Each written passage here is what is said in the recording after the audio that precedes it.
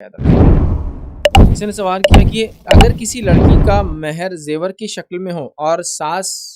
अगर वो वापस ले ले, बाद में कुछ और अच्छा बनवा कर देगे और बाद में दे ही ना या झुटलाए, तो इसका क्या करें? मतलब किसी ने मेहर में जेवर दिया, मतलब बीवी को जेवर दिया, फिर सास ने वो जेवर ले ली और बोली हम तुमको इससे अच्छा कुछ बना के देंगे, फिर वो बाद में भूल गई या झुटला दे रही कि अब ऐसा कुछ नहीं हुआ, तो इसमें क्या होगा? तो सास ने जुल्म किया, और सास ने चूंकि जुल्म किया उसको इसका रोजे क़यामत बदला चुकाना पड़ेगा। इसलिए कि अगर वो मेहर था तो मेहर बीवी का हक है, और हक जब उसका हो गया तो वो आप ले नहीं सकते हैं। देखिए, जेवरात की दो किस्म होती है हिंदुस्तान के माहौल में जो अमूमन औरतों को दी जाती है। पहली वो किस्म होती है जो उसके लिए खरीदी जाती है या मेहर की शक्ल में दी जाती है, मतलब वो उसकी ओनर होती है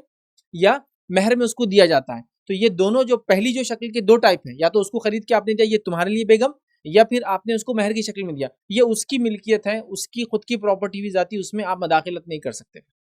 अगर आपको चाहिए तो रिक्वेस्ट कर सकते हैं, चाहे तो दे चाहे तो ना दे। और जेवर की दूसरी किस्म जो हिंदुस्तान के माहौल में देती है, उमन कॉमनली जेवर दिया जाता है, लेकिन जेवर की बीवी को मालिक नहीं बनाया जाता है, वो उसका इस्तेमाल करती है। शौहर जब चाहता है वापस ले लेता है, ससुर जब चाहता है बेटे को बोलता है कि मुझे जेवर की जरूरत है, बिजनेस में जरा गिरावट आ रही है, अपने को नया प्लॉट खरीदना है, जमीन लेना है, फलाएं, और घर की पूरी बहवें पूरी औरतें निकाल के अपने जेवर दे देती है, जिसको बेचकर फिर कुछ तो भी किया जाता है। ये भी एक टाइप होती है। तो हमारे पास हिंदुस्तान के माहौल में जेवरों की दो किस्म होती है, एक वो जो या तो मेहर की शक्ल में दिया गया जो कि उसका हक हो गया, दूसरा जो उसी को दे दिया गया जो कि वो मालिक हो गई, तो ये उसका हुआ, इसमें तो उससे पूछना पड़ेगा। दूसरी किस्म जो उसको दिया गया लेकिन ये बोल के दिया गया कि ये तुम पहनो, इस्तेमाल करो,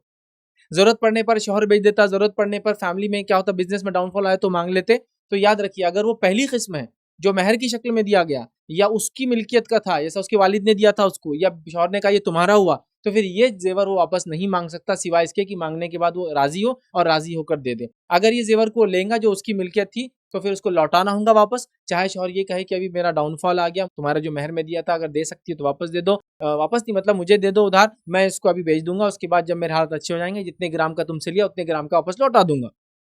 बीवी मंजूर करे हाँ तो अच्छी बात है, और उम्मन औरतें कर देती हैं बेचारियां, तो ये ठीक है। लेकिन यहाँ सास ने एक जेवर ले लिया जो कि उसकी मिल्कियत मेहर में मिला ना, तो उसका हक है, ले लिया, लेने के बाद अब झुटला भी रही है, नहीं है तो जाहिर सी बात है वो जालिम है, और ये जुल्म उसने किया, रोज़े क़यामत उसको इसका बदला मिलेगा, याद रखिए। हाँ, अगर कोई उसने लिया, आपसे कह कर लिया, आपने इजाज़त दी लेने की, फिर ये कहा कि अभी लेके अपन इसको बेचेंगे, बेचने के बाद कुछ करेंगे, हालत अच्छे हो तो देंगे, नहीं तो नहीं देंगे, और आपने कहा अच्छा ठीक है चलता अम्मी, तो फिर ये चलता का मतलब ये हुआ कि हाँ वापस आया तो आया उधार, नहीं आया तो नहीं आया। लेकिन आपने दिया नहीं, मुझे वापस चाहिए अम्मी, आप कब बना के देंगे, एक हफ्ते में दे दो, आप पूछते फिर अम्मी क्या हुआ, आप बोल रहे नहीं कुछ भी नहीं, तुमने नहीं दिए थे, तो फिर ये जुल्म हुआ, और जुल्म का इंशाल्लाह आपको दुनिया में बदला मिलेगा और आखिरत में बदला मिलेगा। और ऐसे जुल्म करने से हम बचे, किसी पर भी किसी भी किस्म का जुल्म करने से हम बचे, चूंकि जुल्म आखिरत में अंधेरों का बायस बनता है, याद रखिए। अंधेरा जहन्नुम में, याद रखिए, रोशनी नहीं है, धुआं है और अंधेरा है, तो लिहाजा हम इस मामले में एहतियात करें, तो उसे वो जेवर वापस देना है, अगर नहीं देती है तो वो सास ने उस पर जुल्म किया, फिर याद रखिए।